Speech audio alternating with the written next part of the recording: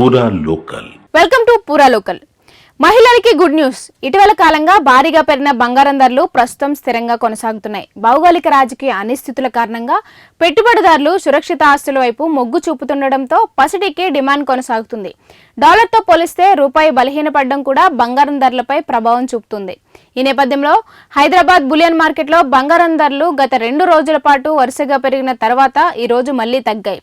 ఇవాళ 24 క్యారెట్ల pure gold ధర 10 గ్రాములకు 380 మేర తగ్గింది. దీంతో తులం బంగారం 1,35,820 దిగి వచ్చింది. అలాగే 22 క్యారెట్ల ఆభరణాల బంగారం ధర కూడా ఈ రోజు 350 మేర తగ్గింది. ఫలితంగా 10 గ్రాముల 916 హాల్ మార్క్ బంగారం ధర 1,24,500గా కొనసాగుతుంది.